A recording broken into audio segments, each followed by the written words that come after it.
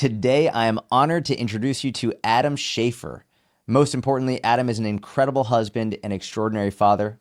He's one of the most kind, genuine, outgoing, and caring men I've ever met. He's one of the founders and hosts of Mindpump, which is literally the most popular and most downloaded fitness podcast in the world. He's a tremendous speaker. He's outrageously honest, and he's someone I'm blessed to call my dear friend. Adam Schafer, welcome to the podcast. Oh, that's a sweet intro. Yeah. It's maybe the sweetest intro I've ever had right there. I like that. And I like the father one. That's actually, it's interesting because that's I think a big focus or shift for me in the last 6 years since I've had my son that I didn't know that I would think so much about. So, and I think this as well, like how life-changing fatherhood can be. It's been an awesome blessing, but totally reshaped who I think I am as a man. So we're going to talk a lot about that today. I wanted to start off, simple question: who are you? Who am I? I am a kid that grew up in a home of 5 or 4 other kids. I was the oldest. I had a father who committed suicide when I was 7 years old. My mother then married into a abusive relationship that she stayed in for 13 years. So I had a bit of a wild childhood. We were not that blessed financially, and so we moved a lot. Most times we moved because my stepfather was getting a new job, or we were potentially getting evicted at the last house. And so I grew up with a lot of ambition to be different than the house that I grew up in. And so at a very young age, I was out. I was out by 17. I tried to get out earlier. That's a whole nother story. You can't get out before you're 18 without your parents' permission. I didn't know that until I was arrested and brought back home and told that. So anyway, that's another story. But I got out early, was going to junior college, and trying to figure it out for myself while also working full time. I worked at a ranch, so totally different than what most people think. I didn't know that. Yeah, I was a bovine mammary extraction technician. No way. Means I milk cows. I was gonna. So I told the girls when I was a teenager, right? So it sounded impressive, way more impressive than what it really was. So I did that for many years through junior college, and then I eventually moved to the Bay Area. And really the purpose of that for me at that point in my life was I knew it would take me out of my comfort zone. I knew in my teens, I was very comfortable in my hometown. Had a lot of friends, had the job, was doing junior college, wasn't moving very fast, and could see how quickly I could get stuck in that kind of hometown, working at the local place, very small town vibe. And I knew I wanted so much more for my life. And so I knew if I moved to the Bay Area, which was about an hour and a half away, where I had a grandmother who had a 2-bedroom apartment, I could live with her and completely shake my life up. And so it was very uncomfortable. I didn't like it. I was homesick, left my friends, left my girlfriend, left my family, but was very focused on figuring out what it is that I wanted to do with my life. And I walked across the street to get a gym membership because I was into working out and into sports, and got an opportunity to be a personal trainer, and became a personal trainer literally overnight. They offered me the job and just had no idea how much I would love training people, and really quickly did well and made the decision to pause college to kind of pursue the personal training career. And within a year's time, I was promoted into management and was the youngest manager ever managing any of these gyms at 20 years old, at a $1 billion industry. So 24 Hour Fitness at that time was the leader in the industry. And I was the youngest fitness manager ever promoted, and just fell in love with it. And so I've been passionate about fitness since then and helping people. I've been doing that for almost 25 years now. And, met a couple guys about a decade ago that saw the opportunity in the digital space. I think we had already been trainers for well over a decade. And we saw kind of the YouTube sensations, and Instagram was starting to blow up. I was an old fuddy-duddy. I didn't have any of that stuff. But we saw these young kids that were building businesses and little mini empires online. And a lot of the information and content that they were making, I thought, oh man, it's a lot of how I thought when I was 20, being like the older mid 30 guy. And thought, wow, there's an opportunity here to actually provide more value and help more people, I think, than these people that are getting most of the attention. And I had met two other guys, Justin and Sal, similar around that time, who thought the same thing. And we all got together and started this podcast and with the intent at that time to just put good content out. Like, we had no vision of a big media company or being the biggest fitness podcast. It really was, hey, there's an opportunity in this medium to maybe get enough attention that we can maybe build a business for all of ourselves. In fact, when we all got together, we all had individual businesses and we weren't partners.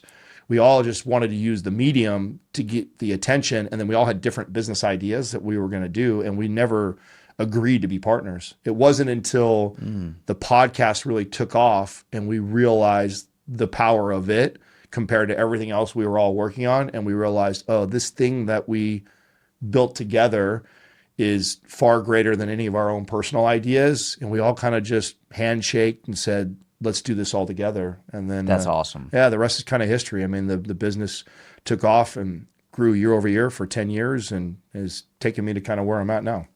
I've got to ask about that story when you were 17 and got arrested. I need to hear this story. Oh man, you're gonna make me take me back. So okay. So it started with I was working at the dairy. I'm 16 years old at the time. I've got my license, but we had a family beater car that was kind of handed down. It was an old 87 Toyota Camry, broken tail lights, turd brown.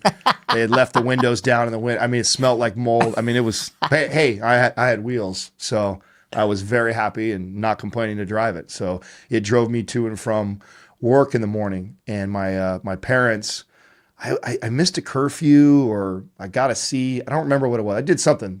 I had strict parents.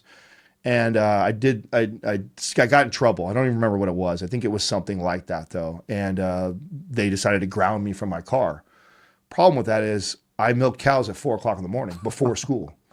So, and it's about 5 miles from my house. So at 3:00 in the morning, I'm riding my bike to work, to milk cows, to then ride them back to get to school. And, that morning I'm riding and my chain breaks halfway. Oh my God. And I just break down. I'm crying, I'm crying and stuff like that and angry and all the emotions and feelings. And at that time, I think I maybe had $1,000 saved up in my bank account from all the work I had been doing. And I called my grandmother up who lived in the Bay Area. And I said, Grandma, Mom and Dad took my car from me and I had to ride my bike to work and my chain broke. And she was furious. She was really angry that my parents that's how they would discipline me. It's like, hey, he's got a responsibility. Like ground him or don't let him do video games or do something, but don't take why would you punish him and hurt him going to work or whatever, right? And they didn't care. They didn't see it that way. And so literally that weekend, she came down and took me car shopping. And I thought that's awesome. Yeah, I thought we would go get a used S10 pickup because that's about what I looked around and could afford. Was get an older S10 pickup, put my $1,000 down. I could afford the payment on something like that. And she says, no, honey, I'm going to buy you a new car so you don't have to worry about it breaking down or anything like that. And of course, a 16-year-old kid, who's going to say no to that? Of course. So Grandma takes me and I get an Acura Integra, which at that time in my life was a dream car for me. I was like absolutely infatuated with that car. And I was pumped on cloud nine. Before I even came home, I drove it to all my friends' houses and showed everywhere on my new car. Well, I got home and my parents said, you can't have that car. Stop it. And I said, it's Grandma bought it for me. Of course I can have it. It's to take me to and from work. Nope, you can't have that car. You either live here and you don't have that car, or you get out and you can keep your car. They said that? Yeah. Oh yeah. Just like that. And I said, okay. I went and packed my bag. I'll live in my car. That was I said, easy choice for me. I wanted out of here anyways. So I packed my bag like a cocky little 16-year-old and got in my new car and drove off. And I think the first couple nights I spent the night at my best friend's house. His mom loved me, took me in. And I also knew she was probably communicating back with my mom. So my parents knew I was somewhere and it was okay. And I was beginning to plan. How am I going to do this? How am I going to rent my own place and how much money am I going to need and whose couch can I sleep on until I figure this out? But I was determined to not come back. And about a week later, my duffel bag full of clothes wasn't enough to get me, for the rest of my life. So I came back to get more clothes.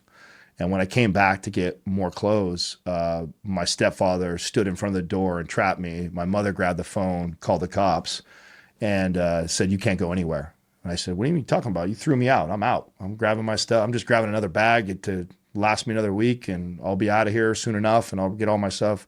They said, "No, you can't go anywhere." I said, "No, I'm out." So he tackled me, wrestled me to the ground. Cops. Now remember, I live in a small town, so there's nothing going on in our small town. So when the cops get called, all 5 of them show up. So, 4 cop cars are in my court in cul-de-sac and show up. Cop comes in and is, yelling at me and telling me what kind of kids they deal with, basically just chastising the shit out of me. And I'm sitting on the couch crying because I just got in a fight wrestling with my stepfather, who was much stronger than I was at that time. And, the cops came up and telling me what a bad kid I was. And I looked up at him, tears in my eyes, and I go, "You don't even know me, And then he looks at me and goes, "You don't think I know you? I know all kinds of kids like you." And he goes, "Stand your ass up, boy."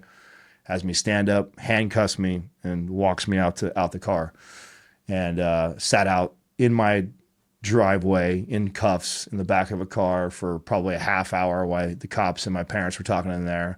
And I'm sure what I don't know, but I know probably now what happened was the cops and my parents were talking, and he says, "Don't worry, I'm going to take them down. We'll scare the shit out of them, and then we'll, bring them back or whatever." And so he kept me back there, drove me all the way down to the cop station, lectured me about all the rights I don't have.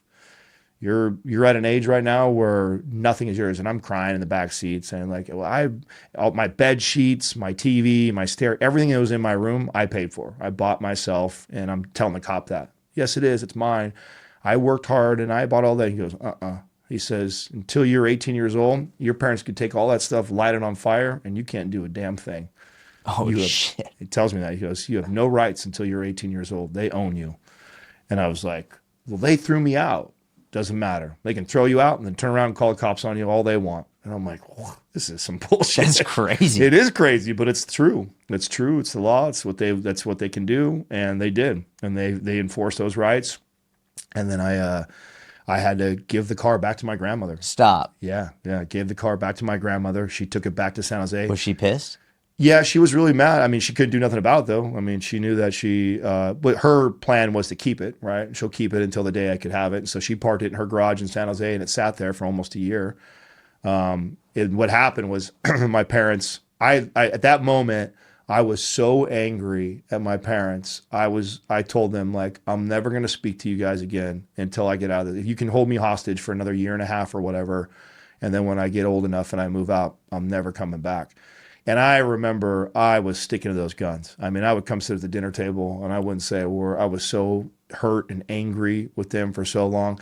And I really believe that they started to believe it. I think that I was like, I did what I was supposed to. I did my grades. I did the thing. I did my chores. I did the things, but I would not give them an inch more. I'm not engaging with you. I'm doing what I'm supposed to do while I live here, but I got nothing else for you. And so I was that way for probably months before I think they started to realize, like, hey, this kid is probably really going to probably never talk to us again. And they started to really loosen up on me, more freedom, where I could go out and do things, less strict about things, trying. And then they started to tell me, hey, if you get 3.2 or 3.5 GPA on your next report card, we're okay with you getting your car back. And that was easy motivation for me. And so I crushed the grades and eventually got the car back. And actually left my house on pretty good terms with my parents, even though it went really rough. They ended up letting me move out before I was 18 years old. I was 17 when I graduated high school. And I moved into my own apartment, and my mom helped me move in and bought me my first plant, and said the best of luck to you type of deal. And so we didn't mend the relationship at that time, and I did move on that. But yeah, that was a very memorable moment for me in my life to go through something like that. But a good learning lesson too, man. I had no idea how little rights you had until you were 18 years old. I had no clue. Oh man. Yeah. I even at one point I remember living at my friend's house during that week, and I had heard that my parents were going to try and keep me home. And so I went down to the police station and asked them, I said, hey, if my parents, threw me out of the house and then they call the cops on me, do I have any rights? And they're like, as long as they're your parents, you have to get emancipated. And I said, well, what do I need? Well, you need them to release your rights. And so I drafted up this letter and everything. And I remember right before my stepdad wrestled me, I remember slamming it on the table and be like, sign this, turn over. They obviously didn't sign it. Didn't work. I thought that's how I'd get out like that, but no, it didn't Did you think about forging it? No, I'm sure it was like a handwritten letter. I knew if it was my signature, it was probably not going to hold up in court, So I wasn't at that time. I wasn't that smart or savvy to really try and probably do it right. I thought I'd just handwrite it on a letter, and if I could get them to sign it, in the heat of the moment, I'd have something to prove that they sent me out. You can't arrest me, So. But yeah, I lost that battle. I lost that battle for sure. We ended up mending things and we were okay. But that was a crazy moment for me. Very humbling moment. I was a very strong-willed kid. I think at that, and probably a lot to do with what I'd gone through as a young kid. So I would consider myself a tough kid because of that. So I didn't operate from fear. I look back now, and when people ask about the stories, like I'm actually really grateful for all the drama and trauma and stuff like that I had, because it 100% has served me in business. I just operate from a different place. I don't operate from a place of fear at all. And for me, I think when you're a kid, things are way scarier than when you're an adult. And so then when scary things happen in adulthood, I just looked at them different than I think my peers did. This isn't scary. It was way scarier when I was 7 and lost my dad, or 8 when my parents were fighting and cops were there. Like that was way scarier for me. So I recognize as a grown man now, like how much that adversity ended up serving me. So You've seen how bad things can get, and so now when you see like other issues people might perceive as really bad, you're like, this isn't bad at all, guys.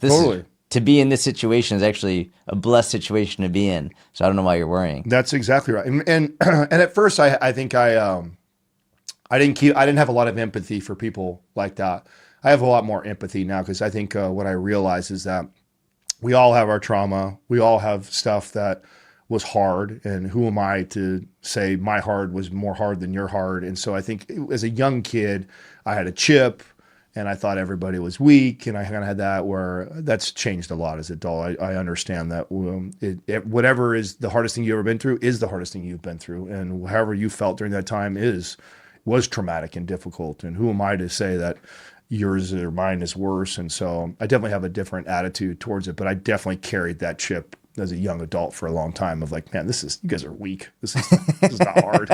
So, which served me, So I'm curious, you have a large audience, large social media audience, massive podcast. What misconceptions do you think people might have about you? So early on, I was the dumb meathead guy. So I was in the middle of bodybuilding when we started the podcast. This really bothered me, actually. It really did. Only the guys know about this. I'd share about it off air. Like, I don't like being this, right? So before we even really started the podcast, I had this plan to build an online presence. Before I met Sal and Justin, we all got together. Like, I was going to do it on my own. And my plan was to I was already building a following on Instagram because I was documenting my transformation. So this is before Mindpump. I'm already building an Instagram following. And at that time, I had like 8,000 or 9,000 followers. And back then, that was a lot. Yeah. Like, it's nothing now, but it was a big deal back then. You know what year this was about? Yeah, this is 2015. Okay. Yep. Yeah. Yep. So a long time ago. That was a decent following back then, and I was building it all through documenting. I had fallen out of shape. In fact, I was in the worst shape of my life. I was 30 years old. I thought this is a great opportunity for me to document a transformation and show people my knowledge and my experience. And so I did, and I gained a lot of attention from that. And so because that got so much attention, I thought, okay, well, the next step to just getting in shape is, what if I go compete? What if I show people I can get on stage? And never had a desire. Like I didn't follow bodybuilding as a kid. Like I had never aspired to do that. In fact, I kind of was scared, which is part of what made me do it. Like I'm a firm believer in, like, when I have something that sounds scary or I'm afraid of, I lean into that, And so I think there's a lot of value to going towards that. And so I didn't want to do it, and I was scared about it. But I also thought, boy, if I could go do this, look at what just getting in shape did, documenting that online. If I show these people, this kid who's got no coach, no trainer, no help, goes and does this and could actually get on stage and maybe even win, how much attention can I garner from that? And so I began doing that, and I did well. I placed third in my first show, and then I think sixth, and then by the third show I won. And then I qualified for nationals, and then I went to nationals, USA's in Vegas, which is the biggest show for amateurs, and I won, and I got my pro card, and it really blew up. My Instagram blew up. I out of the guys when we started the podcast, I was the most popular online out of us, and so a lot of the few, maybe 100 people that listened to the show came from probably my immediate audience. It gave us a little bit of momentum when we first started, and really helped. But I was still in it, right? I was still competing when we were first starting. And so that's kind of who I was on the show, was, talking about my diet and macros and, 3% body fat, all the lame things, right? My stack. Yeah, totally. So, I mean, but I'm in it, right? Like, and that's I don't know about you, but like when I'm in it, I'm in it. Like I have to be. That's the only way I'm going to be successful. You get obsessed with it. Yeah, I'm obsessed with it. That's all I'm talking about. That's all I'm doing. So, imagine I build this persona online that is this, jacked, fit bodybuilder guy. And so I began to become that character on the show, which I really didn't identify with at all. Like I'm not interesting. Even as a bro, when I was a trainer, I never got sub 9%. I was always like a more athletic guy. Yeah. Played basketball, wakeboarded, snowboarded. Never really cared to be jacked. Like I wanted to be fit. I wanted to be strong. Never cared about my abs. Love food. Love ice cream. Like I never cared about that stuff. Even as a trainer, for 10 years as a trainer, I was never the most fit or jacked trainer in my gym. Never. Yeah. I was successful because I communicated well with people. I liked people. I was personable. I was funny. I was like, that was me. That was the personality I was, and I've always been. But now I'm this like, and I mean, I even got a cover of a romance novel, and so Stop. Yeah, bro, I got the whole thing.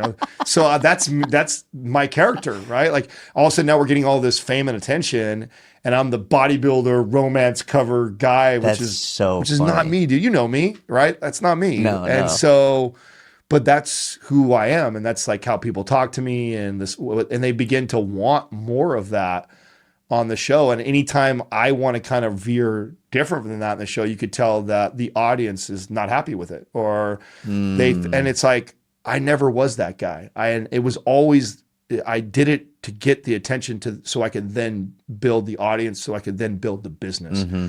I have way more interest in business than I do bodybuilding. And so, yeah, that was a major misconception about me on the show for a really long time, is that I'm that guy. Interesting. I finally broke out of it because I went on this mobility kick after I'd already went pro, and the show started to take off.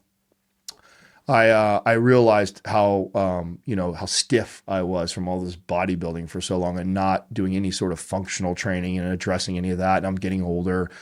And I'm like, and then I started thinking about getting older and having a kid and in that direction, which is I'm getting closer in my life that way. And I'm like, man, I want to be able to squat down, ass to grass, and play with my son or my kid. I didn't know what he's going to be at that time.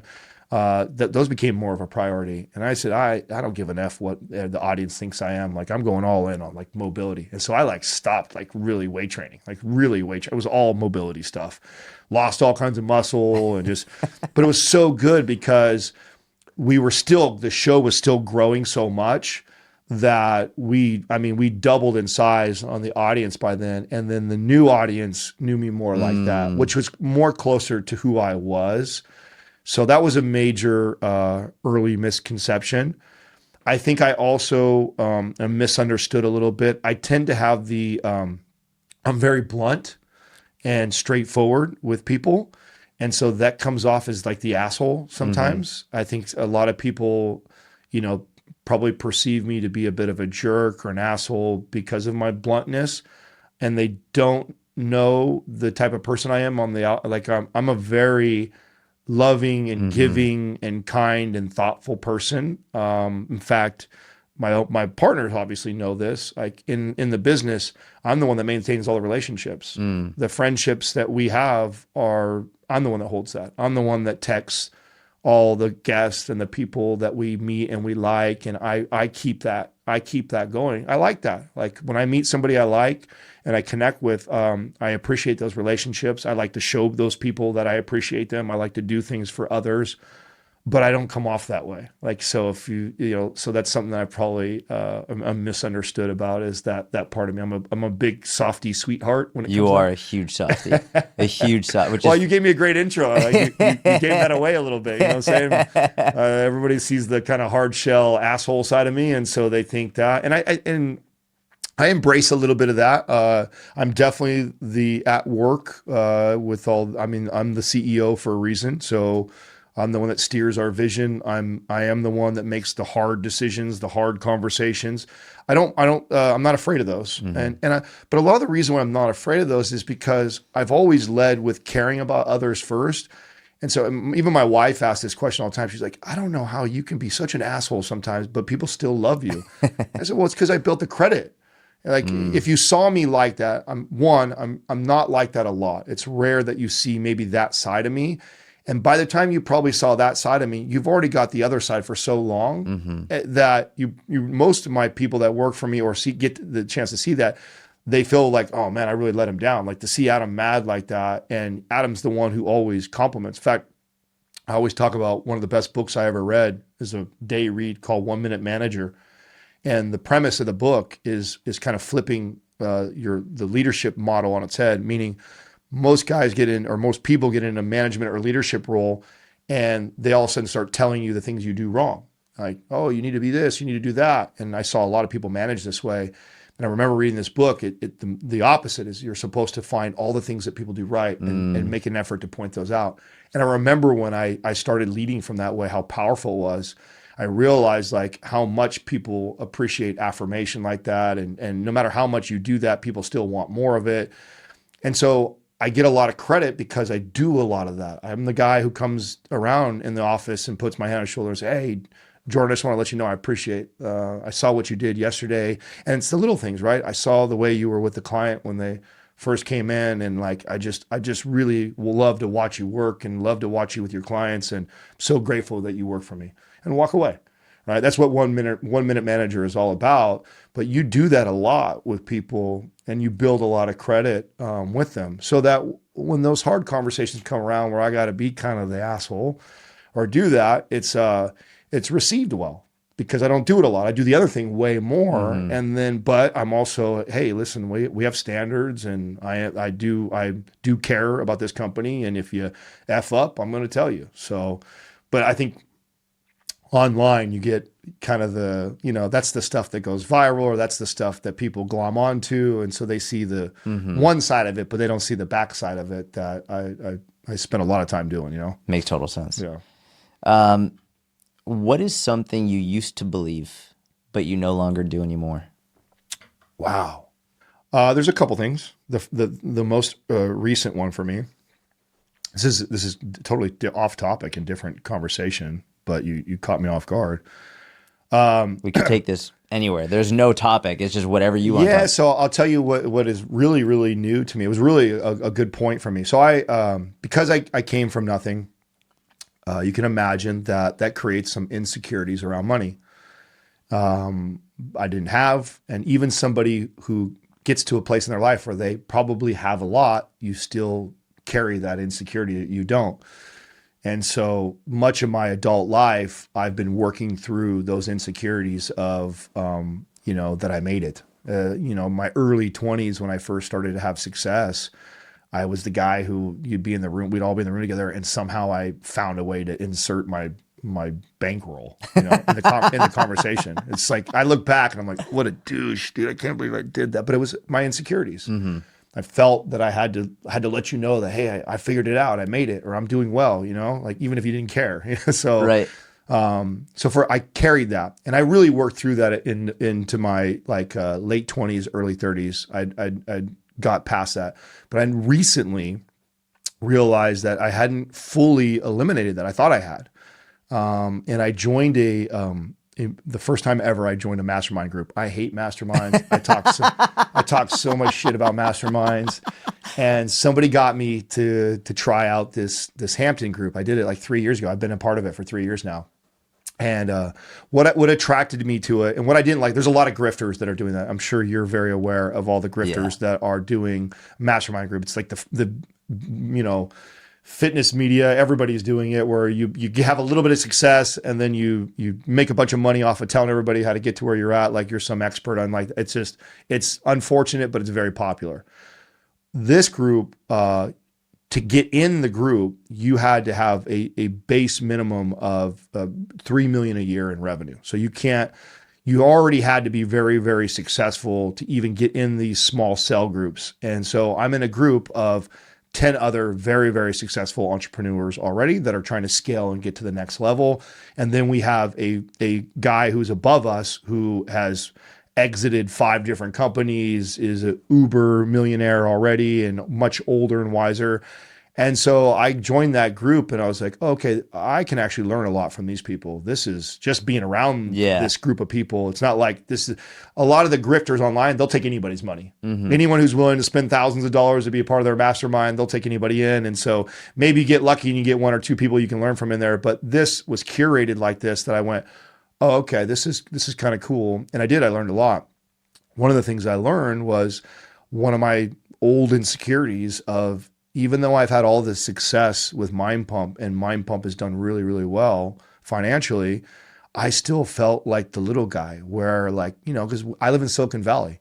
So hearing people exit for 150 million, and oh yeah, our company's valued at 4 billion, and like you hear all these numbers thrown around, and you're like, yeah, I just did 10 million last year. It's like, so I didn't realize that was still brewing under there, that old insecurity around there. And then I got in this group 3 years ago, and I find out that there's 10 of us in there, or 11 of us in there, and only 3 of us run bootstrap businesses. All the rest are VC guys. So all these are guys, and these are all the guys, what I'm talking about. $50 million company. Oh, I just exited my last company for this. Like, they're all those. And I've never had a really close, I know of a lot of guys like that. I'm around it because I'm in Silicon Valley, but I've never had any like real intimate friendships and relationships with that until this group. And now I'm getting to know all these guys. And one of the things we do in the first year is we basically had to present our companies, like what our challenges are, what are our strengths, how we monetize, all the things. And everybody does their presentations. I'm one of the last guys to go. And I go and do my thing, still feeling that insecure guy of like, I'm the little company, right, everybody? And everybody after the call is calling me and want to talk to me, because they're like, dude, you've built what my dream. This is what I want what you have. And I'm like, what? I'm like, are you talking about, you got a $75 million company? He's like, yeah, but it's valued at that. I don't put that in my pocket. Right. He goes, I don't profit that. He goes, that's just a valuation. That's not like cash flow. You're way more cash rich than I am. And you're doing something you love. Yeah. And you built it, and it's yours, and you have full control. He goes, you have no idea what you have and how bad all of us want that. And I was so taken back by that, because at that time still, I'm comparing myself to everybody and it's going, oh, I haven't made it yet. There where I want that, it must be that is where I got to do now. I need to go build this thing, and I need to exit something and to say that I made it. And so that was something I believed recently that I no longer believe anymore. And it was a really good time for me, because and I think maybe even you can hear this in my voice when we talk off air, that I'm in a place of gratitude of just where I'm at, how blessed I feel, how lucky I am to have partners that I work with that I love, that I've created this incredible business and company that provides jobs and security for a lot of people. And so, yeah, that was a recent belief of mine that has been completely shattered, and was an old insecurity that was probably surfacing that I didn't even realize. So that's a new one, different. I don't know the direction you were thinking. I have zero direction. I just wanted the truth. I love that, man. I think as you were talking, I was thinking, I think one of the greatest blessings that I often overlook is having a job in which you can say literally anything you truly believe without fear of repercussion. And people might be upset that you say something, but it's not like you work in a job in which like you're fired for having that belief. Yeah. Or like you got to go to HR now because you gave your belief on a certain topic, or because you tweeted something. It's like I think for Mind Pump, for me, for being able to have a microphone in front of your mouth, and for you to have the ability and the opportunity and the platform and the freedom to say whatever you believe Yeah. is such a tremendous blessing. And to be able to have that be your source of income as well, I mean, that's extraordinary. Yeah. And then on top of that, having it help people and encourage people and motivate people. I would imagine that a lot of these people in the group that you join, when they're saying this is what we want, like they might have these valuations or whatever it is, but for you to just sit in front of a microphone and be able to say, this is what I believe with every ounce of my soul, that's what people have fought and died for from the beginning of time. So true. So true. And like you said, to be able to do it and like really enjoy what you're doing and love what you're doing, and also provide, I think the ultimate place, Arthur Brooks, we talked about him before we came in here, one of my favorite men, Harvard professor, studies happiness, right? Like how do you formulate happiness in your life? And one of the ultimate things for you to do is to serve. You can make all the money in the world, buy all the things you want, and eventually you don't care. It's like those are all fleeting. Like it's in the moment, maybe, and at the good goal, maybe a goal, and then you accomplish it. But give it a year or two later after you've had it, it ain't a big deal anymore. And nothing is as rewarding as serving others and doing for others. And so to have built a business that provides a livelihood and income for me that serves other people has got to be one of the most ultimate places to arrive. Yes. And so what a really important time in my life to figure that out. And I'm so blessed that I joined that group. And like I said, ironically, I talk so much trash about masterminds, so I was like, I begrudgingly had to say, like, I really appreciate it. And I learned a lot, and it was just for that, aside from all the great relationships and what I've learned from some of the great businessmen and women that are in my group, that was so pivotal for me at the place I was in my life. So it's definitely shifted me to reframe the way I look at everything that we've done, and to be so appreciative of and feel blessed for what I get to do. So I have a section, it's called You Said, in which I go through a bunch of quotes that I've gotten from you.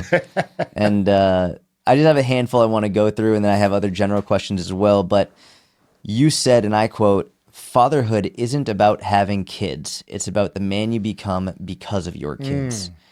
What kind of man were you before you had your son, and what kind of man have you become? Great question.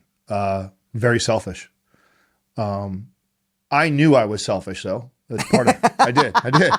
Which makes it better. Yeah. I knew. I feel like it's better, right? I feel like if you're a selfish person and you admit you're selfish and you know you're selfish, I feel like it's a little bit better than not being. Yeah. Right? So, no, I was aware. Really early, I was aware. In fact, I remember even telling girls I was dating early on, "Hey, I'm a very selfish guy." And then I was something I've been lucky and blessed is I'm very self-aware. And I knew because of what I had come from, that when I did start to have things and the ability to buy stuff for I was very into that. I was and making up for a lot of time probably. And so most of my 20s, very, very selfish, even in a little bit into my 30s, still really selfish. But I did start to feel myself starting to come out of that. Like I've kind of realized that's a never-ending hole, and that I'm beyond a lot of these insecurities of my childhood. I'm very grateful for what I grew up in, and so my mindset started to shift. And I think I really started to feel myself starting to become the man that was probably ready to be a father. And I feel very lucky and blessed that I did have the self-awareness to know that I wasn't ready to be a dad in my 20s. I would not have been the father I am today in my 20s, purely because I would have been so selfish. I would have let a lot of my insecurities around money bleed into my own son. I 100% would have been the 25-year-old dad who's making decent money, has a son. His son would have been wearing the Jordans and Gucci shirt and like all the things, because that was where I was at in my life in my 20s. I was still, like I said, showing up to places and telling people about my bankroll, and what a great way to do it through my child, so people could. But what a horrible idea. Yep. And I know that I would have probably done something like that, I'm definitely not that dad right now, for sure. In fact, Katrina's like, you can buy him a pair of shoes. He needs them. So like, no, he's fine. Those ones are good. Wait till his toes are pushing out, then we'll get new ones. So I'm totally the opposite with my son now than what I would have been in my 20s. So I was very selfish. And I knew I was, but I didn't realize to what an extent until I had a kid. And I also didn't realize that I had never loved anything more than myself yet. If you would have asked me, I would have said, I love my mom. I love my sister. I love my brother. I love my wife. I love a lot of things. I love my job. I love a lot of things. I would say that if you would have asked me that, but I didn't love any of them more than I love myself, for sure. And I didn't realize that until I had Max. Once I had my son, I had this feeling of, oh shit, this is what it's like to actually love something more than myself. Like it gets me emotional always thinking about it. Like it's so powerful that I look through that lens in everything that I do. It doesn't matter what the decision is. I'm getting ready to buy something new for myself. I think, how's my son going to perceive that? I'm getting ready to go do something with somebody and I go, well, what if my son knew I was about to go do that? Mm-hmm. Or I'm about to say something to somebody and I'm like, if my son heard that and I had to explain why I did that or said that, how would I explain that to him? Man, my whole life, I view, how do I talk to my wife, right? Like I think about the way I communicate to her through his eyes. Like he's going to see the way I treat his mother. That's how he's probably going to treat women. So even if she frustrated me with something she said, like I always look through that lens. That has completely altered the man I am. I didn't have that capacity before I had a son, and having a son now makes me actually, and gives me a real purpose. I think before I would have had some superficial purpose. I would have talked about legacy or something like carrying on or taking care of my great grandkids or I don't know, something like that. But no, my purpose is to give to this kid everything I possibly can as far as my knowledge and pass that down so he can take that further on. And so that is all I think about as a dad now. And I did not know that. And I see the man it forces me to become by being a parent. And I'm so grateful. Like I was almost not a dad. Like my mid 30s and early 30s, if you would have asked me, I would have said like, I might have kids. I always said I wanted to, but I had very high standards for myself on where I wanted to be financially before I brought kids in. And that's due to a lot of my insecurities, right? Mm-hmm. Like due to my not having, I was like, I need to be at a place where my wife doesn't have to work. We can have a nanny. Like we can go to the private school. We can do all the things. And so I'm not bringing a kid in the world until I can do all those things. So I was very driven to do that. I realize now it would have been okay. I would have been okay, especially with the wife and partner I have. We would have solved it even if we didn't have those things. But I'm grateful that I did it that way. I'm glad that I waited until we were at a place where, we were able to make all those decisions. But yeah, fatherhood has shaped me into a whole different person for sure. You were talking about being selfish and knowing you were selfish. It brings up the discussion of good or bad, right? And I feel like many people look at selfish as it's inherently bad. But I like most things, I think there's a spectrum to it. And for example, I would imagine, I'll tell my daughters this, and I would imagine you tell your son, at a certain point in your life, I think it's good to be selfish. Yes. Like when you're in your late teens, early 20s, even like 30s, like be selfish. Focus on you. Build yourself. Don't let anyone take away from you. Like there's a difference between being selfish and being rude, being selfish and just lacking empathy for other people. But I actually think that, and maybe I'm wrong, maybe in the future I'll disagree with myself on this, but I think being selfish when you're young is one of the best things you can do so you can be selfless as you get older. I don't only strongly agree with that. There's a viral clip of me answering a 20-year-old kid who called into our show asking that exact question. Oh, really? He asked me, he says, what would you go back? He's 20 and he's asking us into health and fitness. He goes, what would you tell a 20-year-old version of yourself? And I told him, I said, this is the time you're selfish. You don't have a wife. You don't have a kid. You don't have anybody depending on you.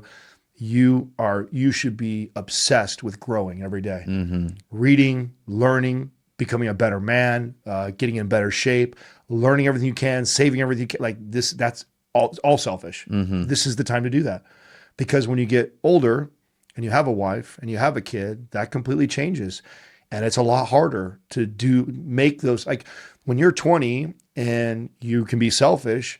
And I did stuff like this. Like I could just transfer jobs and go because there's more money that way. And it's like, I'm not uprooting a kid from school. I'm not making my wife leave her town or whatever that is that she's rooted in. Like, and I could just make that decision solely based off of this is going to serve me to move here and go do that. I mean, that's what I uprooted myself from my town to the other town, and look how well it served me. I was selfish. That was a selfish decision. And so absolutely, I believe when you are young, it's very serving to do that. And it's, and to build you, right? With the intent of building the better you, because then the better you can then better serve others as into later adulthood. So yeah, no, I strongly agree with that. And I think going further, you're talking about your selfishness is part of growing, right? You spend your time learning and getting better and growing, and eventually, hopefully, as you get older, you can then be more selfless and give. But what are you giving you're giving your knowledge and you're giving your skills, but you're really giving your time. Totally. It's your time, and that's what your wife, that's what your kids, they just want your time. They want you to know that you're there. And so when you become more selfless and you have that ability, if you can give your time, and maybe you're okay with not growing knowledge-wise as much, you're not spending as much time building your business, but that time is now spent giving to your family. That's what I think they'll care about 100%. I mean, I literally had this thought just this last week. So from about 25 to my mid 30s, I became a voracious reader. Before that, I never read books. I saw how much it served me to read and learn. And I had disciplined myself to like read every night. Like every night I was reading a new book. I was getting through books pretty quick, especially when I went into the audio version and I could speed it up. And so I did a lot of that. And fast forward to, now and recently, I haven't been reading as much, and sometimes it bothers me, but it's like, I can still be growing and learning. And there's other times. But what I find is because a lot of times I'll ask my wife if she wants to, and sometimes she does, and sometimes she doesn't. Sometimes she just wants to have a glass of wine with me and sit in the hot tub. Yes. And I know this about myself. Like I'm very like when I get like stuck on like I want to do this and like I'm going to focus, I'm going to grow, I'm going to do things like my strength is I can get tunnel vision and I can discipline myself and I won't budge. I think you have this strength also. But now that I have other people that are more important to me than myself, I have to be flexible on that. And I can't allow that to frustrate me. And so I just had this like self-talk where I was like, oh man, I just told my wife that here's the goals right now. We're going to save more. We're going to make more. We're going to read more. We're going to do like, right. So I like broke down all the things. And it's like, and here I go, I'm off and I'm doing the thing. And, here's a great night. Max is down early. We got time. Let's put an audiobook on. Honey, I kind of wanted to sit in the hot tub and have a glass of wine. You're getting ready to take off. I'm not going to see you tomorrow, this and that. And it's like, it's messing up my plan, She don't know. I didn't tell her that, you know what I'm saying? But I'm like, okay, yeah, that sounds great, And so I do that. And so, that's an example of that, where when you are young and you don't have that, like, you bet your ass you read. Go bury that book, get 2 out, maybe go all night, like, and you can do that, where that's no longer our priority. It's very important to me still. And I found a way to listen to one on the way over on the plane, so, maybe God provided the time for me. Like he saw my heart was in the right place when I did that. So, I think that when you get to an age where you start to serve others, and fatherhood is very much so, that you got to make some of those sacrifices, even ones that are good, like reading a book or, bettering your health and fitness goals. Like, that becomes a priority. And so that's very much so the lens I look through now as a dad and a husband, no matter what my selfish desires are. That leads into another quote. You said, if I could give my younger self advice using 3 words, I'd say read more books. So I'm wondering, which books? Ooh. What books would I read more of? So I read a lot of self-help books. I think sometimes people think they're cheesy or they get a bad rap. For me, a guy who didn't grow up with a father or really a mentor, they were paramount to me. So maybe you've got a father figure, maybe you've got a mentor in your life. So maybe those things are kind of cheesy. For me, they were paramount. Having self-help books were a big deal. So I read all the Tony Robbins. I've read almost every single John C. Maxwell. I think books on leadership. I think if you aspire to build a business or you aspire to have a family, I think understanding how to be a good leader is one of the greatest strengths you could ever have. I think the greatest strength you could ever have is self-awareness. I think self-help books do a great job of helping you with self-awareness. Emotional intelligence, I think, is another great place to read. Behavioral psychology, another great place to read. These are all things I was obsessed with learning. And those were the books I would be reading more of, right? Like that would be it. And when I say read more books I'm thinking to my 20-year-old self. At 20, I wasn't reading anything. At 20, I didn't ever read. I was playing video games, hanging out with my buddies, doing things. I had a good job, making decent money, but I wasn't growing a lot. I wasn't learning a lot. And, so knowing how much reading books has served me in my life today. The reason why I said that, if I could go back at 20 and just get my 20-year-old self started on what I started at 26, I can only imagine how far along I would have been by 26 versus at 26 finally going. That was a really pivotal moment, by the way, for me. Like when I was 26, I'm 6 years into being a fitness manager for 24 Hour Fitness, top performer. I have records. I've ran 3 different clubs at that time, broke every single sales record at the clubs, was the top guy. At that time, I'd already developed 7 other trainers underneath me that were now managers and leaders in other clubs. So as far as the accolades were concerned, I was the best of the best in my position, and I was bitter. I was bitter that I was overlooked for the district role. By that time, I should have been a district manager, and really, really frustrated. And I had a major self-awareness moment where I was like, what am I doing? Why am I allowing this company to dictate my growth? Like I was like going up the ladder, decided on how much smarter or better I got in life. And I'm like, this is so stupid. It's a name tag, like in a position, in a company, like probably doesn't even care about me. Like, what am I doing? And that was when I became a voracious reader. Like I remember the first goal I set reading wise, the CEO of the company at that time used to send an email out every month that was, the book he was reading and the direction he was taking the company. I thought, okay, well, who better than to learn from and read is the guy who's running this whole, forget the position above me or above that. I'm gonna go all the way to the CEO and I'm gonna read every book the CEO is reading. And That's a cool thing a CEO would do. Yeah. I like that. Yeah. He used to send an email out, say the book, and then he'd be talking about the direction he's taking the company. So I just started reading all the books. That's really cool. And to this day, he has no idea that it inspired me that way. You know, and that was a little bit out of spite, but I'm going to beat this guy. But yeah. But it did its job, you know what I'm saying? And it probably served them for a little while. And long story short, I never got promoted to the district level. In fact, I probably should have left that company 3 years before I did, but I loved it. I love fitness. I love the gym atmosphere, but I was frustrated with not moving upward. But what was great was, even though I wasn't moving upward in the company, I was growing and learning. I was reading a lot. I was taking all this information. And so I was figuring out all the bosses' jobs, what they needed to do, what they knew, all the numbers of the companies and the analytics they were doing. Like I was absorbing all of it. And so it served me a lot. And so that when I went and left there and went off and started to build my own thing, I was really good at it. So I think back, like, if I could go back and tell younger self, if younger self just knew how much that could make a difference, I'd say read more books for sure. What book did you listen to on the way here? It's called Parenting What It Is. What It Is. It's a parenting book. Yeah, it's a parenting. The last 2 books I've read were parenting books. I like that. Yeah. So I'll give you a great one. It was good. It talks about the 4 stages of parenting. So 0 to 5 is your discipline and structure phase of the child's life. 6 to 12 is the teaching phase of their life. So you're still discipline, coaching, but you're also explaining why, the why behind why you can't touch that, why you do this. Those first stages is don't touch, don't hurt. It's more protective. The next phase is more explaining the rules of the game and why you do that. The third phase is the coaching phase. So this is where a lot of parents struggle, is when their kids get to that 12 to 18 range, is learning. And this is one of the things that was great in the book that I think is the kids are going to move to those phases no matter what.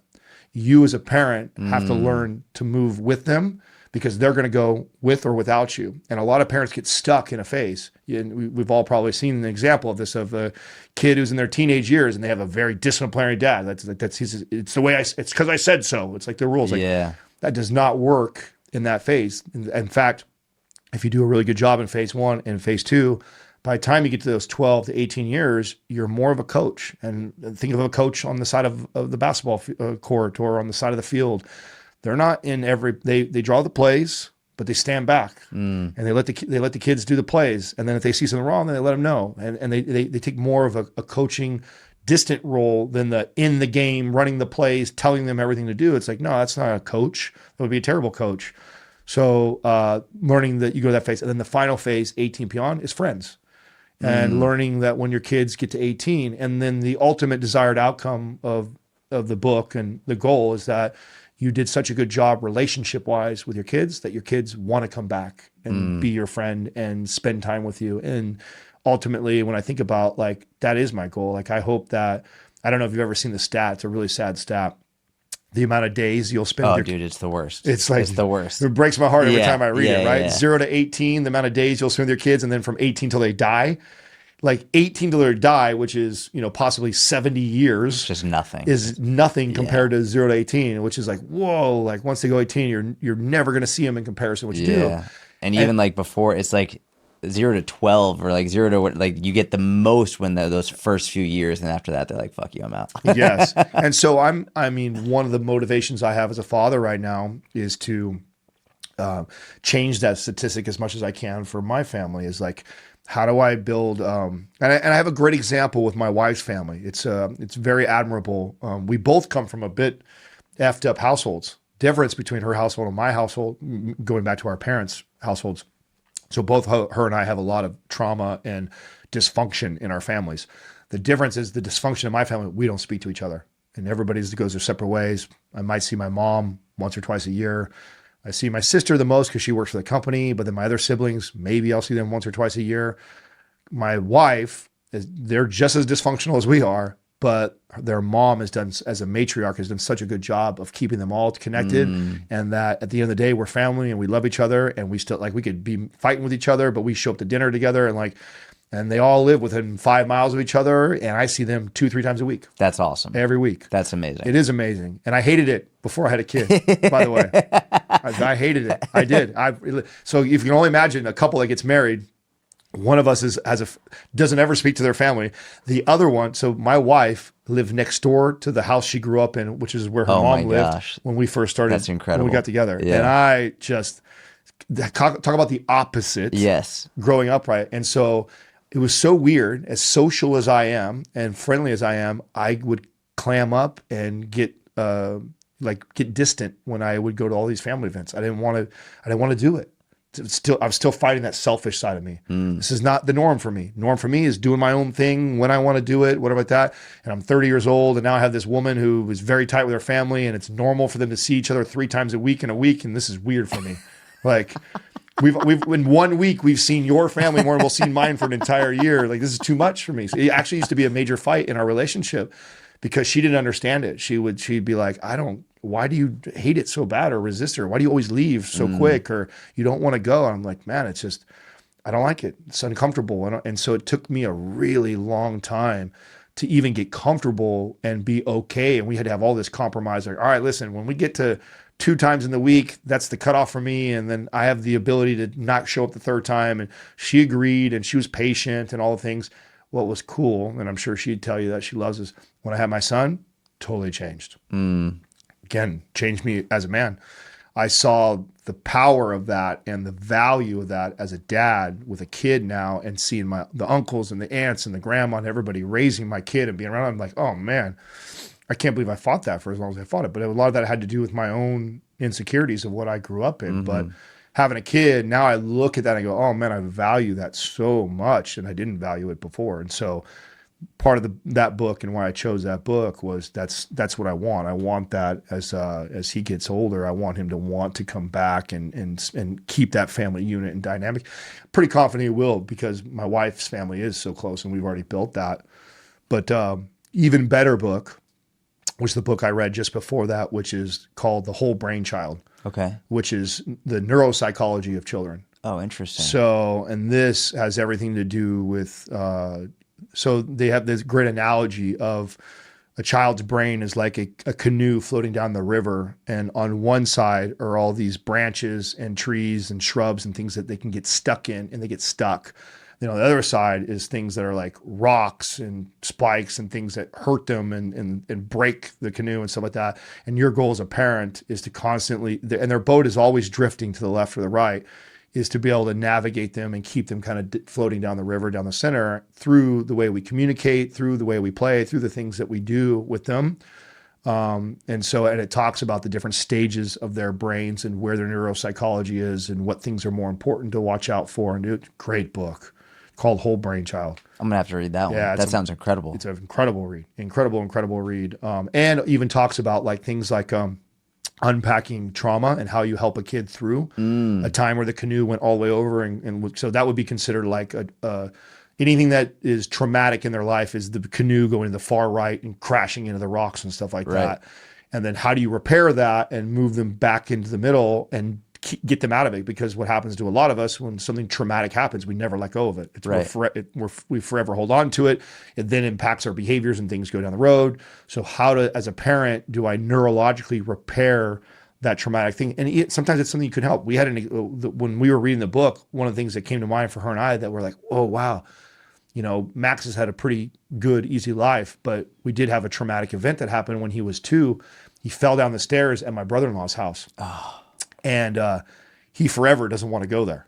He's just like, he has no desire to go to that house. And it's probably because of that. He can't even articulate why he doesn't want to go there. Right. But we know as parents, like, oh, I bet when he fell down, he was really scared. And so the book steps you through how you replay that story with them and get them okay and comfortable with that traumatic event to move them past it. And so we practiced and we saw it. It was like pretty wild to play it out with them.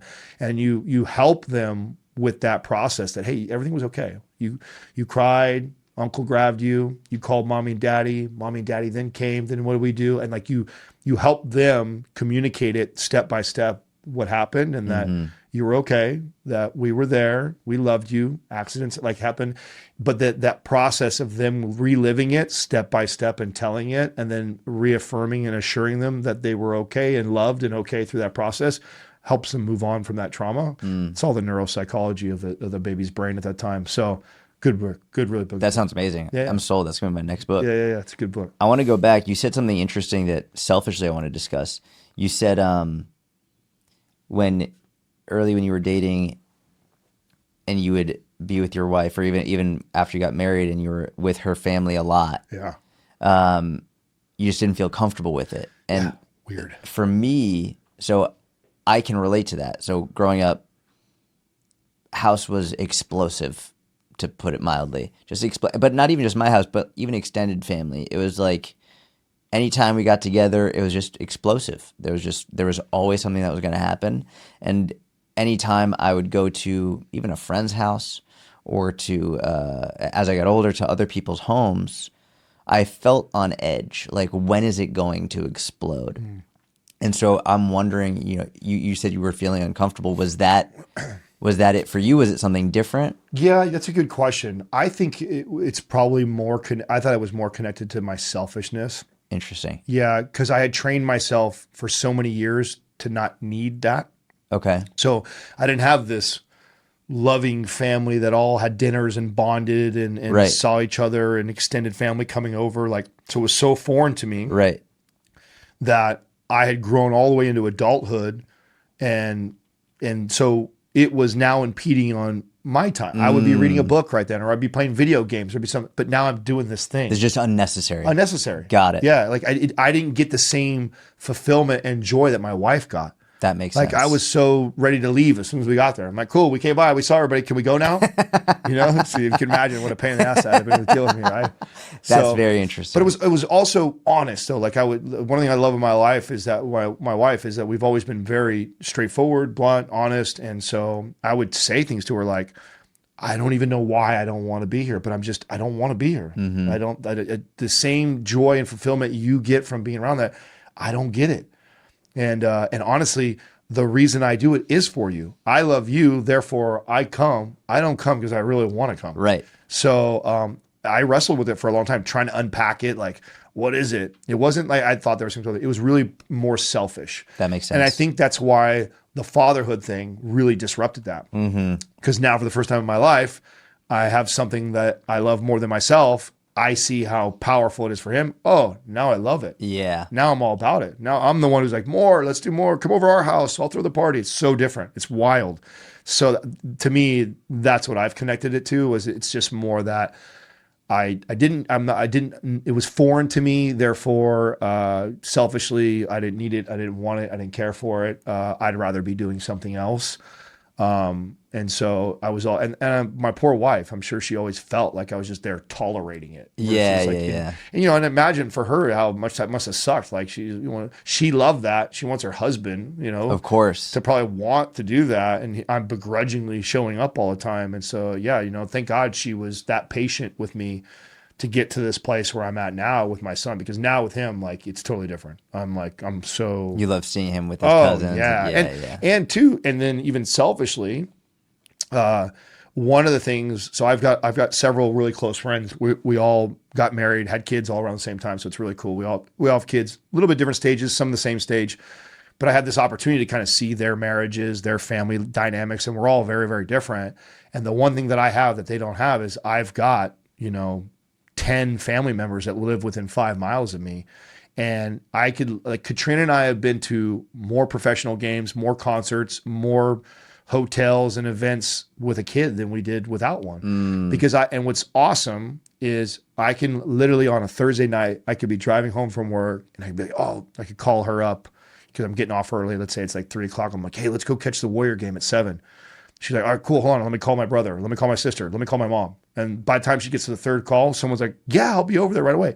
And to add to that, my son's excited. Yeah. He's seeing his auntie. He's seeing his uncle. He's seeing Nana. Like he gets That's amazing. He lights up. So then as a parent, I don't feel like I'm pawning my kid off with a babysitter just so I can go connect and bond with my wife. Because I do have friends that do that because they know how important it is that you connect with your wife still. And so that's, I think, valuable and so important.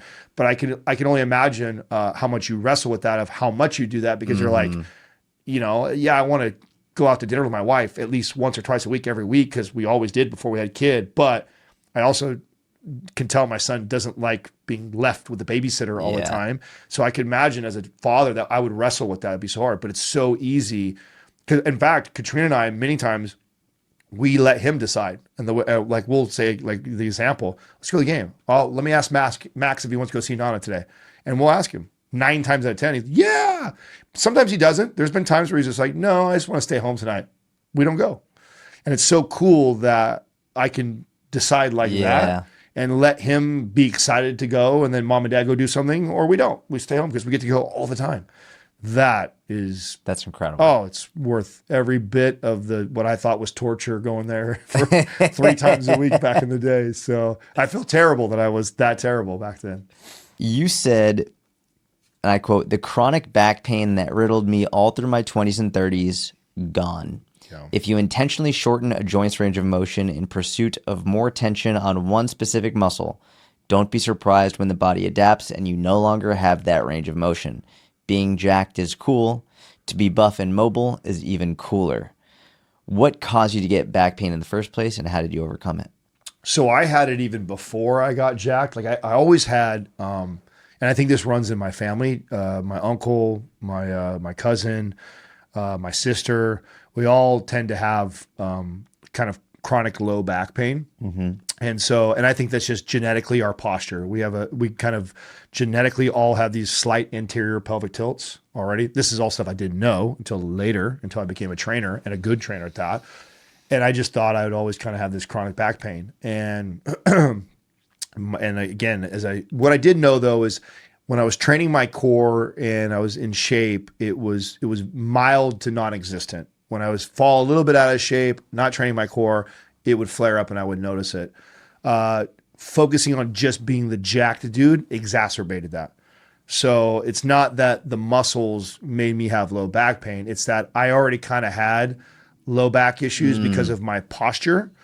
and training in a way that was focused just on aesthetics and not movement and range of motion just exacerbated that. And so I would do things like I'd go squat, and oh man, I'd be laying on my back between sets because because my low back was just flaring up.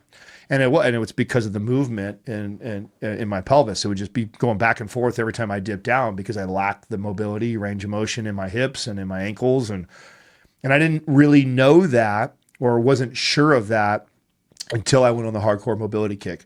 When I became obsessed with 90-90s and combat stretch and got in and I literally went from being a guy who could not squat 225 below 90 degrees without my back just feeling destroyed, to a guy that could sit ass to grass with 315 comfortably for as long as I wanted to. I mean, just comfortably.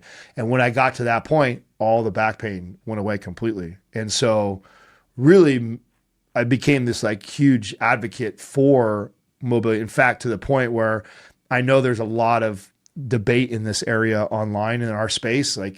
There's a lot of these fitness guys that want to act like, oh, mobility is a joke, or it's just a selling point for trainers to tell you. It's bullshit. No. Not only have I solved that with myself, but there's a lot of people I've changed their life because I've introduced that to them and helped them with that. And so there is a bit of this strength community camp that, well, if you just get strong, just do more of it, you'll be okay, And which is crazy because I was buff and lifted a lot and did all the things, but because I did not address the ankle mobility and the hip mobility, I limited my range of motion on my squatting, and I just got bigger and stronger in that short range of motion, which just exacerbated this chronic low back pain that always is. And it wasn't until I let that go, focused on the 99s.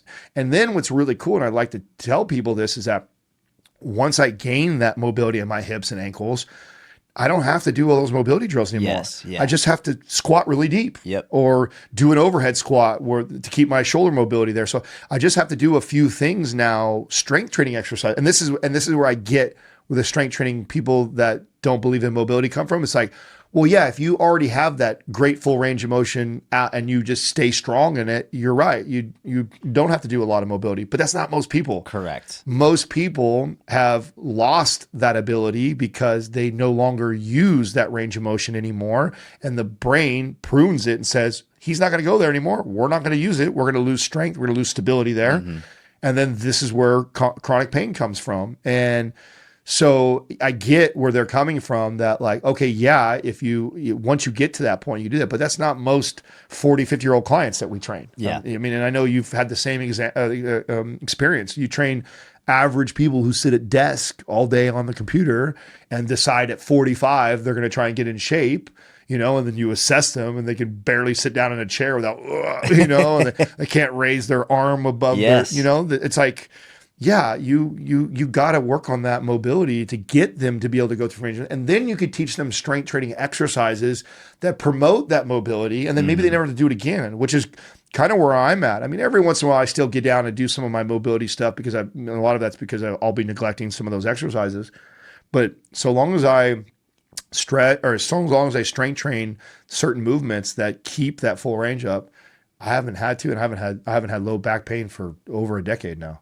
I love the strength world, competitive powerlifter. I love it. I think it's amazing. But the strength community is notorious for saying all you need is strength. I know. And they did this with cardio. You don't need cardio, you just need to lift your weights faster. Yeah. They say you don't need cardio because lifting weights gets your heart rate up, as though getting your heart rate up is all the only aspect of cardiovascular improvements. They say the same thing in mobility. You don't need mobility, you just need to strength train. They write everything else off except strength, which is, it only shoots them in the foot. And I think another aspect of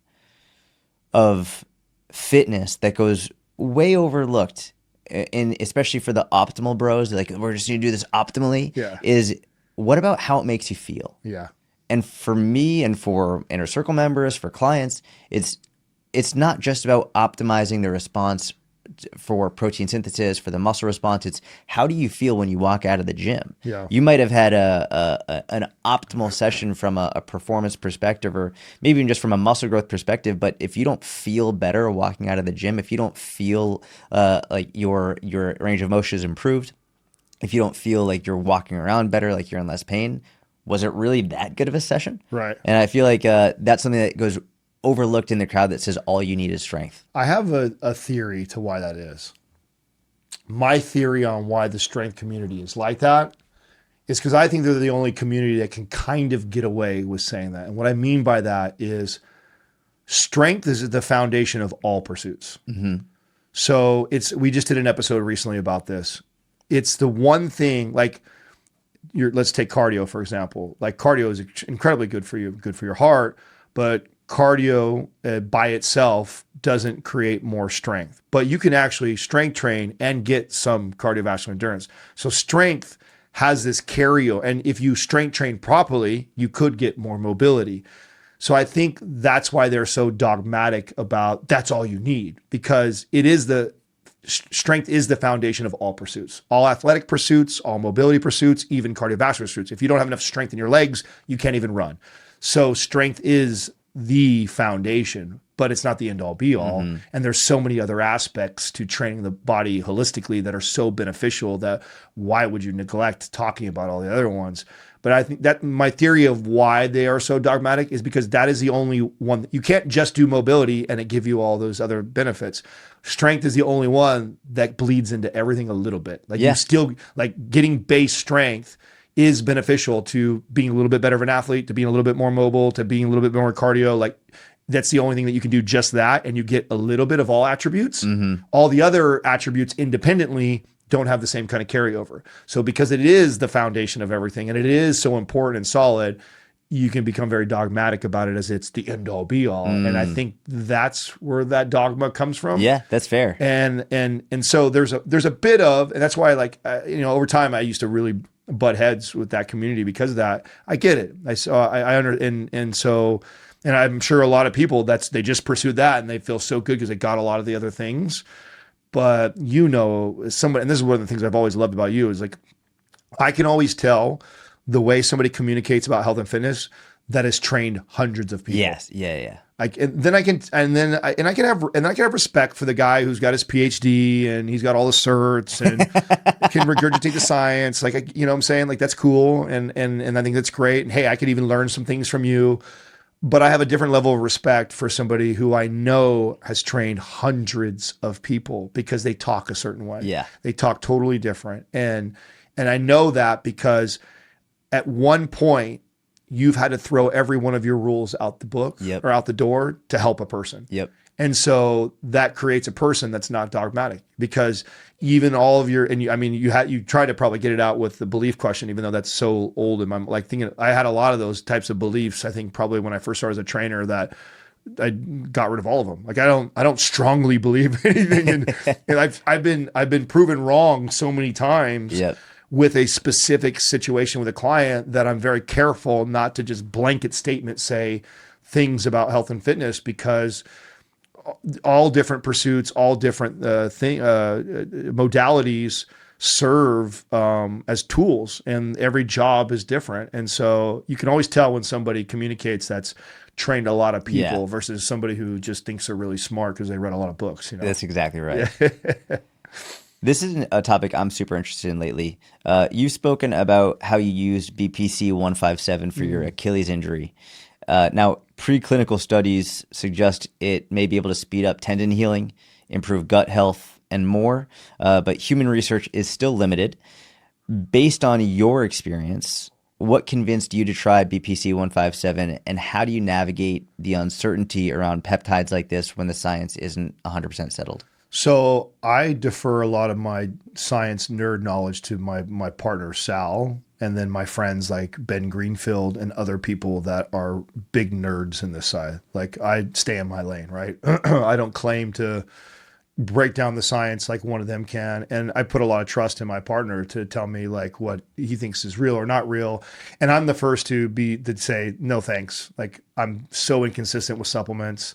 I've only done so. I'm sponsored by a peptide company. I have access to anything and everything I want for free. I've only used a handful of them. I've tried a handful. I've only reused a couple of them several times. BBC 157 is one of them, and it's because of my own experience. And it's not just my Achilles. I've been my Achilles. I had a partial tear in my quad. I've pulled my hamstring. I just recently tore my pec. So I've had a lot of injuries, and I've used BPC on all of them. And I've also had a lot of injuries before that, being the guy who did snowboarding, wakeboarding, and was an athlete. So I'm no stranger to being hurt. And I'm sure you're like this. You've been hurt enough times in the similar areas. You kind of know what the recovery time and process is and what it should feel like. Like, oh, I pulled a quad. I know how long this is going to take and what I need to do. And, you get to work as most good trainers do. Same thing with the hamstring and things like that. I remember the first time I used the BP 157, it was like odd how fast I healed. Mm-hmm. Like if I had to put a number to it, and I think we will see this as more human studies come out, it cuts recovery time in half on any injury. And so any tissue, right? Did you do oral or injection? I did injections. Okay. Into the site. Into the site too. Okay. And it was, I actually caution people. It's so effective that it makes you think you can get right back to your old self faster than what you probably can. I also theorize that this is what all of our NFL and NBA players have been doing for the last decade and that we weren't aware of. Because I don't know about you, but I don't know how many times I've watched a football game and seen a guy go out with a torn ACL and then he's back in like 6 weeks. Yeah, it's crazy. And I'm like, I've done that. I was out for a year that. Just like life-altering injury. Yes. Yeah. And this dude's on a professional field taking hits and moving laterally at that. Like, how is that possible? Okay, I get it now. Yeah. Like the recovery tools we have, the peptides like BPC 157 that we have. Yeah, you take someone like that and you stack it with TB 500, which tamps down the inflammation. They call it the Wolverine stack. And it's called the Wolverine stack for a reason. If anybody who knows the X-Men Wolverine, like Wolverine can regenerate, right? That's what he does. And so the combination of TB 500, thymosin beta, and with BPC 157 is like the ultimate stack. Tamps down inflammation, right? And then the BPC goes in and recovers or repairs the tissue. And then if you do that, I have tools like red light therapy and stuff like that, and you do it in conjunction with all that, it accelerates out. Now, it is not like I had a client the other day. She called me and she's in her late 50s, and she's like, Adam, she's like, she's dealing with injuries and stuff like that, and she's like, man, the BPC 157 is so expensive right now. And she's like, do I need it? I don't know. You don't need it. You don't need it, no. No, you don't need it. I said, and explained to her the same way I just explained it. I said, here's the thing, Chris. I was like, it'll help you recover faster, but you don't have to be on a field in 6 months. You know what I'm saying? Like, sure, you're sidelined a little longer in recovery. And there's some benefits to that because it takes longer. You're probably safer. And so, no, you don't have to take it. If you have dispendable income and the kind of money it costs to have some of these tools and you want to get back to you as fast as possible, I think it's incredible. Yeah. A lot of these things always get sold as like the must or you got to. And I always try and communicate that with clients is like, well, yeah, I mean, you could still recover it without it. I mean, you still can do all the things nutritionally and mobility and strength wise to get it back. And it's not changing that. It's just repairing your tissue at a faster rate. Yeah. It's just accelerating it. And same thing with red light therapy. That's all it's doing. It's recharging that mitochondria at a faster rate than you would organically by yourself. And so it's not life-changing, but it's like, hey, if you got access to those tools or you have the finances to buy those things, I think it's cool. And I have done it enough times on myself that if I had to put a number on it, I'd say it cuts recovery in half, which for some major injuries, that's pretty cool. BPC 157 has been very interesting to me. So I'm number one, I hate injections. So I've taken the oral. I just hate injections. I'm a wuss. But number one, what stood out is I was looking into the research, and the animal studies were super promising. Like, it's actually pretty wild with the animal studies. And obviously we're not mice, but what I found very interesting was the World Anti-Doping Agency has made it illegal for athletes to use. Oh, I didn't know that. Yeah, so BPC 157 it's not allowed for athletics. So USADA doesn't allow it because of the potential for it to regenerate and to heal. Yeah. which means that if an athlete can improve their recovery time dramatically, then they can train harder and they can get better. It's similar to steroids. Yeah. I was like, okay. So I work with Merrick Health, and I for a long time I was having like really bad diarrhea, just like consistently, and I wasn't having bloating or stomach pain, but I was going to GI experts and no one could figure out what was going on. I eventually paid out of pocket to get a colonoscopy. They were like, you might as well just check, and they were like, you got a pristine colon, looks good. I was like, awesome. But eventually I was like, you know what? There's a lot of potential gut health benefits for BPC. So I started taking the oral, and I can't say, hey, it was 100% the BPC, but what I can say is for a long, long time, I was having really bad diarrhea, and within a month, it was basically gone. Wow. Which is pretty fucking wild. Yeah. And again, I can't be like, it was definitely the BPC, but I tried everything. I went to numerous gut health experts. So Sal had the same experience for his gut, same exact experience. So the audience understands, so what leaky gut is that, you get your gut lining, right, gets permeable. You get things leak through it, and then they get into your bloodstream. Your blood goes, oh, this isn't supposed to be here. And we have some sort of reaction. Sometimes it looks like diarrhea. Sometimes it looks like autoimmune. But I think what it probably did was it probably healed that tissue where there was some sort of separation there. And I think that's what's happening when you have these cases of people that take it and swear like, oh my God, it healed my gut. Sal said the same thing when he did it. So I took the oral one too. I didn't notice, but maybe that's because I don't have a lot of the gut issues like he has. So I didn't see or notice as much of a difference. Definitely the injectable for the injury, huge difference. What is it, like a subcutaneous? Yeah. Oh, interesting. So it's not like a huge needle. No, it's. Okay. I think subcutaneous is easy. Yeah. Taking like a testosterone needle or what like that, that's a little. That's where I'm like, oh man, are you putting that like into the muscle? Or, no. Okay. It's just like it's like you don't even feel it. So if you did it to your Achilles, where did you? So when you do it to where the injury side is. And so they'll actually tell you it's systemic, so you don't have to do it to the injury. And this is where the science is kind of it's evolving. Yeah, it's evolving. We're not 100% sure. There's theories that it's better to put it where the side is, but you could put it anywhere and it's systemic, so it'll impact the entire body. So I remember the Achilles was kind of hard because you have very little fat there to do that. Yeah, I was going to say that one was a little rough to do that. Hamstring in the quad when that was easy. Fine. Yeah, that was fine. That was easy. But yeah, you're right. When the Achilles that was a little like, because nothing feels good down there. But I still did it. So, and I did notice a big difference. So, is there anything fitness wise that you still struggle with?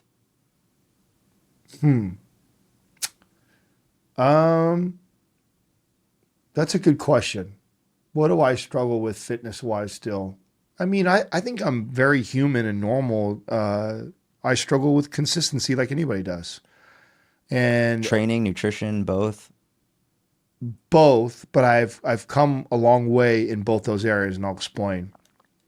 So I think, it'd be interesting to hear your opinion on this. I think most people online that are super jacked and fit are motivated by their insecurities. Yes. Yep. I think most of those people are telling all these people what to do and helping all these people get fit and stuff like that. But it's a big mask for what's going on internally, that they are massively insecure with the way they look. And what you see is an obsession to that. And we admire it and we inspire to be like it, which is crazy. That's not me. Yeah, same. And which, by the way, as you can tell by looking at it.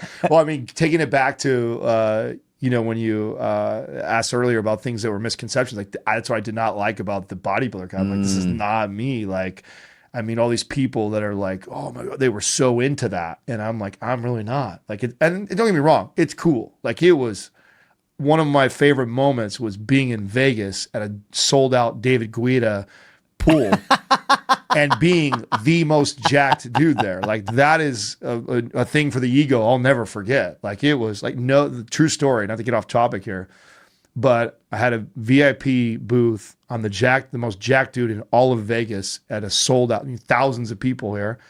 And I'm at the highest thing on this VIP level. And there's literally crowds of hot girls that are looking up, pointing at me and wanting to dance with me. My amazing wife is how badass she is. she calls them up. Stop. She tells our security, let them in.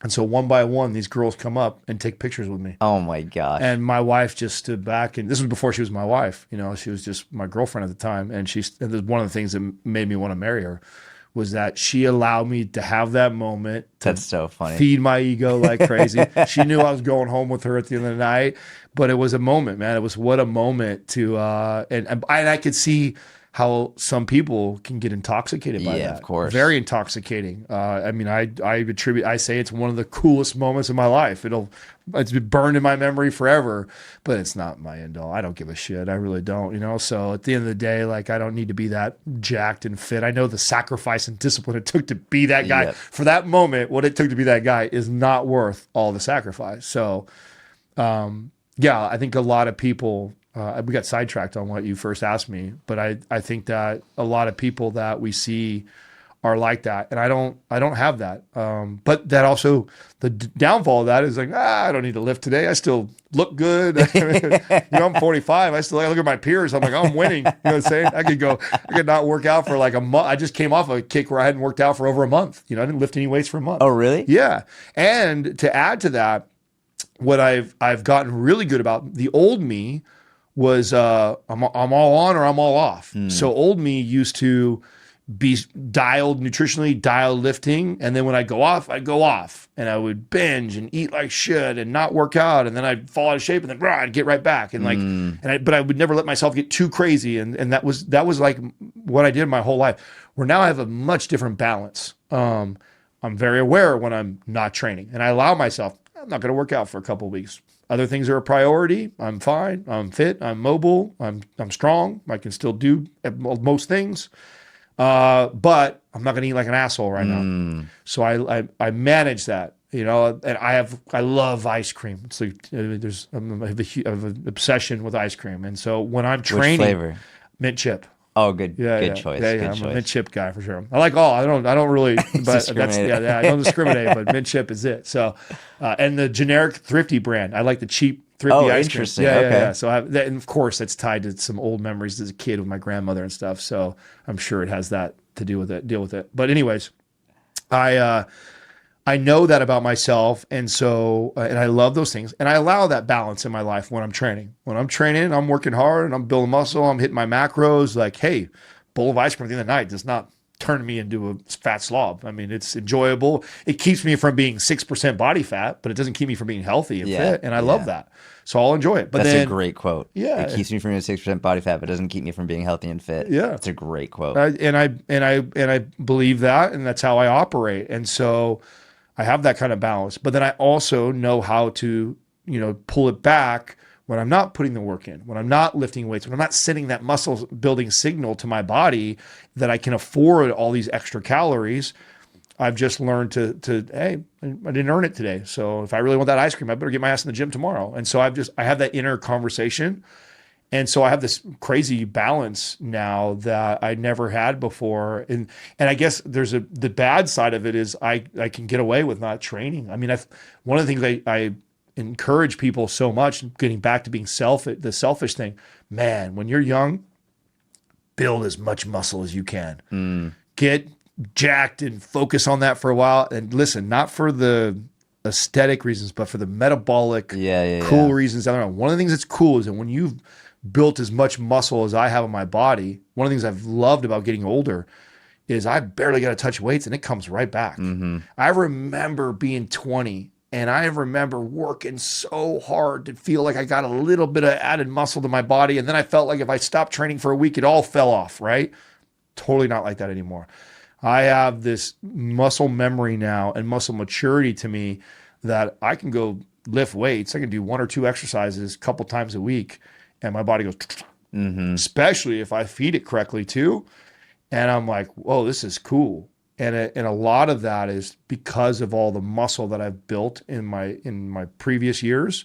And so I really enjoy that. Now the drawback of that is like it allows me to, I don't have to. And I know that I could be more flexibility. Fit. Yeah, I could have some more flexibility. I could be better cardio endurance right now. I could be a little stronger, but I'm not. I'm more about being a dad, As long as I can beat up all the other dads, I feel pretty good. That's what Justin says. I'm stealing his quote. He's like, as long as I can kick all the other dads' asses and my kids, I'm good. yeah, I'm good. I'm good. So that's my barometer right there. It's like I size up all the dads when I get to pre-K. You know what I'm saying? I got him. I can take him. All right, I'm all right. The hardest part is building muscle the first time. Building Yes. muscle and strength is the first time is the most difficult. Yep. If you lose it, you can get it back much more easily. So fast. Yeah. So fast. And so I do appreciate that. But I'd say that's also what I struggle with is consistency. But I think that's so normal. I think everybody does. Yeah, everybody in some way, shape, or I think form. everybody, unless you're obsessed, if you're, and which I don't think that's healthy. Correct. So I think I'm in a much healthier place, but I still, like most people, struggle with the consistency around it.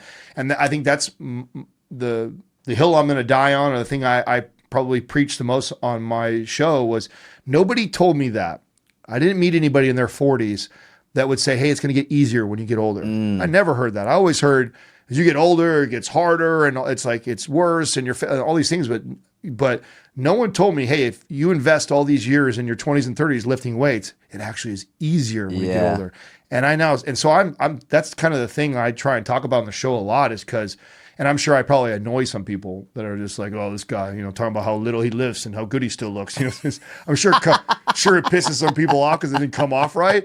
But really what that is, that's me. I want to inspire a younger generation to make the sacrifice to put the work in now. Yep. Because even if you don't care about how you look and all that stuff like that, at one point you're going to be a dad, a husband, and a business operator or whatever it is you do. And being jacked and fit won't matter that much to you. And let me tell you, it's really nice to know that I did all that stuff before because it doesn't take much to keep a healthy, fit physique and keep myself in pretty good shape. And so, yeah, it's kind of I think it even goes for people in their 40s and 50s. Like when you're in your 60s, 70s, 80s, 90s, like if you didn't build it in your 20s, but you didn't build it in your 30s, it's going to be, if you build it now in your 40s and 50s, then it's going to make your 70s, 80s, 90s easier. 100%. Like, no matter where you are, it always works out the same way. Build it now, it'll be easier now, and then it'll make your later years even easier. Yeah, I agree. And I feel like that wasn't communicated a lot in my younger years. I always was under this impression that like, oh, it's going to be so much harder when I get older. Yes. It's like, well, yeah, it's so much harder if you don't do the thing. But if you do the thing, it's actually significantly easier as you get older. So yeah, I agree with you 100% on that. I got 3 more questions. First one is, looking back at your training career just as a lifter, what was your favorite time period as a lifter with your own workouts? Well, so you have to say the bodybuilding time, because as much as I'm not obsessed with that, but if I go back to how I felt, and like in all aspects too, not just the way I looked, right? Because obviously aesthetically I look cool. And I could actually say like I walked into mini gyms and I was the most jacked guy. Like that's a pretty cool thing to be able to feel and say. But even the training consistency I had at that time, I was so strong in every way and felt so good and so invincible training like that. So that was probably my favorite. Although I did really enjoy the mobility kick. So crazy because they're opposite ends of the spectrum. So I really, the thing that is different about me than my co-hosts are very, like everybody knows Justin is the sports performance guy. Everybody knows Sal is kind of like the bodybuilding type of guy.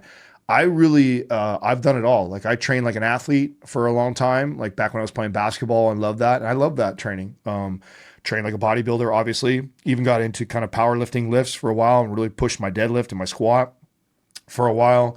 Was like the mobility dude who didn't care about any of that stuff for a long time. So I love to embrace the challenge and the hard and pursue it. And I get into all of them because, and I think this is a secret hack to doing this forever, is seeking out the thing you're not good at and then doing it long enough to get good at it. And the rewards that come from that are incredible. It's a bit of a hack too to get back to newbie gains, because if you train in a certain modality all the time, whether you're the bodybuilding guy, the power lifter guy, the sports performance guy, it doesn't take long of real consistency in training to kind of reach close to peak. And then it's very like you get your first 80% in like that first year or two. And then it's like so incremental from there, like just in any of those modalities, name any of the ones I just talked about and throw in mobility in there too. So you get 80% of the results in the first year or two. And then the other 20 is like 1% a year after that. It's really, really slow and gradual and like less rewarding. It's way more rewarding to be like, oh, I'm the bodybuilder guy, and now I'm going to switch over to powerlifting guy because it's so different. Like I get to reap the newbie kind of benefits every time I switch modalities. So even though I think about the aesthetics and how I like being a bodybuilder, I've learned to really love each one for that reason, because they all bring on newbie gains. They all suck at first because you suck, any of the ones you switch to. But after you get a little past the suck area, that's where the gains and the benefits come on fast and strong. And that's fun. And that's enjoyable. And so I've learned to love every modality that I've switched into. And so I'm a bit of that guy where I kind of dabble in it all, and I like to change. I don't identify with one kind. I think I probably revolt from the bodybuilding the most now, only because I felt people try to put me in that, even though I loved it. I'm not. I'm the guy who likes to do it all. And so I think I've enjoyed all of them probably pretty equally. I think I've enjoyed them all for different reasons, right? They all provided different attributes that I learned to appreciate. So, what are you scared of? Not being a good dad. The number one thing that I'm afraid of is that everybody always says, no matter how good you are, no matter what you do, you're going to make a mistake. So it's impossible for me to operate from a place where I'm not thinking about, well, what's mine going to be, right? I'm reading all the books. I spend all this time. I'm building this relationship. My son and I have this incredible bond. He's amazing. I'm so proud of him. I'm so proud of our relationship. So I'm like, what is it? Where am I going to miss, or what am I going to overcompensate? What am I going to do? Like, so my biggest fear, my only fear is that actually I don't operate from a place of fear at all of anything. And if I do, I go towards it. And again, I think I'm going towards it with even my son, right? I fear not being a good dad. So what am I doing? I'm gonna go towards it. I'm gonna go towards everything I can be to be a good dad. And hopefully that serves me. But if there's anything I think about like that or keeps me up at night, it's and when people say that there's always something that you'll make a mistake on or not do. Like I'm obsessed with trying to figure out what mine is going to be. What am I going to do that I'm going to look back and go like, shit, I shouldn't have done that, or I overcompensated there, or I wasn't a good dad at that point. So that's probably the thing I'm most afraid of. And what are you excited about? Fatherhood, also. So the thing that scares me the most is the thing that I'm also most excited about. There's no doubt, like there's nothing that I've felt more purpose from. And I think the fact that I'm afraid of that and I'm scared of it also gives me this excitement on the other side. Is like I love that so far. People told me a lot of things. Oh, the nights are going to suck. Oh, this will happen when he gets to this age where he'll want, he's not going to want anything to do with you. He's going to go through that phase. And like, so far I've defied everything that people told me it was going to be like. And so that excites me. It excites me that, and even back to the, I'm going to fail. Like I'm obsessed with maybe I won't, maybe I will see that thing. And then my son will look back one day and go like, no, my dad didn't miss, that's my goal. That excites me for that challenge. And I think about that a lot, trying to figure out what that might be. And I embrace the challenge. And the same thing that I'm most afraid of also excites me the most. Where can people follow you? Mindpump. Mindpump anything. I always tell people to consume all the free stuff first. We have spent 10 years providing so much free, valuable content. At Mindpump, you can literally Google that word and you'll see all of it's us. I do think there's something that not enough people use that I'm very proud of that we built that is free, that I think it just keeps getting better, is our AI, which is askmindpump.com. It's incredibly valuable. Any question you have, we've talked about peptides, we've talked about training modalities, we talked about nutrition. You have a question about health and fitness, anything related to that, we've talked about it ourselves, or we've interviewed some of the brightest minds in that field. And so our AI is designed to not only answer the question in our words, like as if Sal or me were saying it, but then also link to all the episodes and conversations that we had on that specific topic. That's genius. And it's so valuable. And because it's AI, it just gets smarter and smarter, and it keeps getting better and better. And we've had it for years now. So if you don't use askmindpump.com, you got to use that. It's an incredibly free tool. Man, thank you for coming on. Yeah, dude. Thank you everyone for listening. I hope you enjoyed the episode. If you did, please leave a 5-star review on iTunes, Spotify, give it a thumbs up on YouTube. Make sure you follow Adam and all of Mindpump. They are incredible. I appreciate you. Have a wonderful week. I'll talk to you soon.